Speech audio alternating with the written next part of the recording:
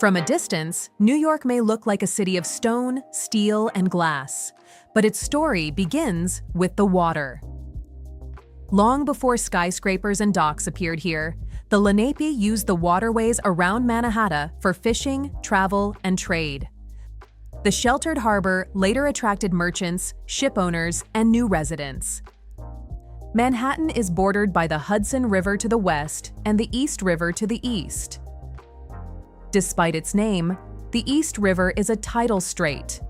Parts of Lower Manhattan even stand on land reclaimed from the harbor. The Statue of Liberty is officially called Liberty Enlightening the World. It was constructed in France, shipped to New York in pieces, and dedicated in 1886. Bartholdi designed the figure, Richard Morris Hunt the pedestal, and Eiffel and Company the internal framework. From the ground to the torch, the monument measures almost 93 meters. Its copper skin was originally brown. Oxidation created the familiar green patina. The tablet bears the date July 4, 1776. Broken chains at her feet symbolize the abolition of slavery and liberation from oppression.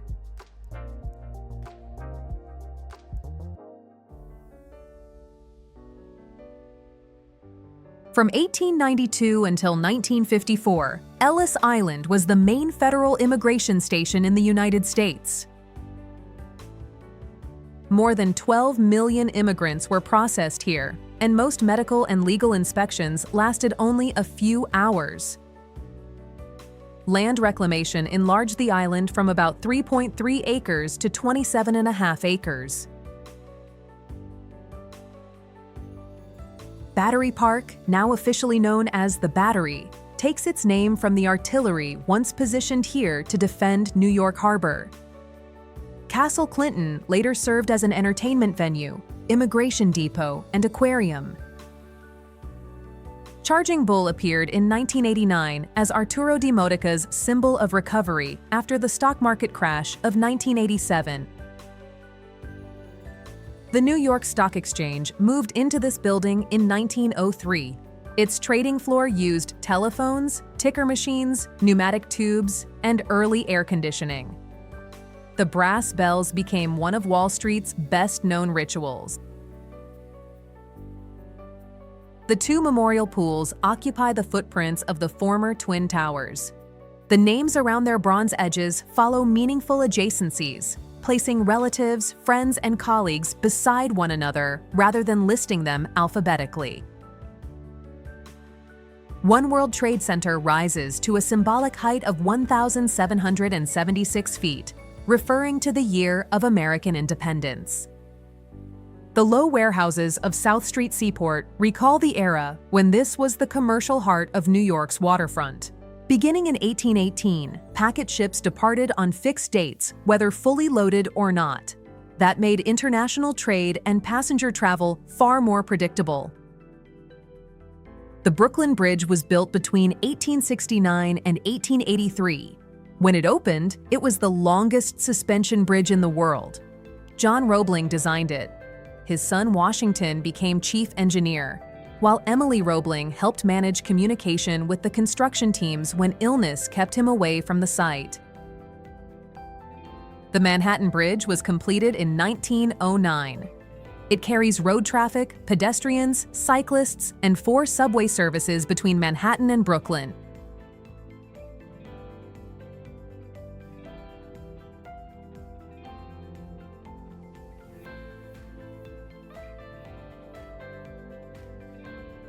Washington Square Park has served as farmland, a burial ground, a military parade ground, and a public park. Thousands are still believed to be buried beneath it.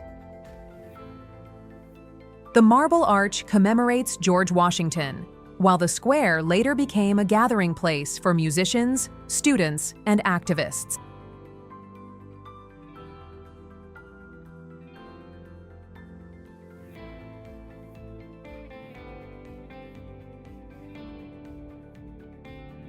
The Flatiron Building was completed in 1902 under its original name, the Fuller Building.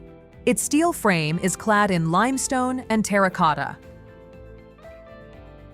At the narrow northern point, the building is barely 2 meters wide.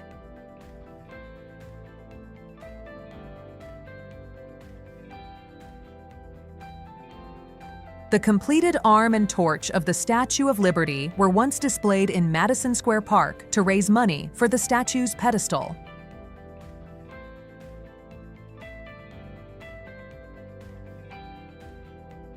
The Empire State Building was constructed during the Great Depression in only 410 days and opened in 1931. For almost 40 years, it remained the tallest building in the world. The tower contains about 10 million bricks and has 6,514 windows. The High Line began as an elevated freight railway created to remove dangerous goods trains from street level. After the final train ran in 1980, nature reclaimed the tracks. Local residents prevented demolition, and the first section of the public park opened in 2009.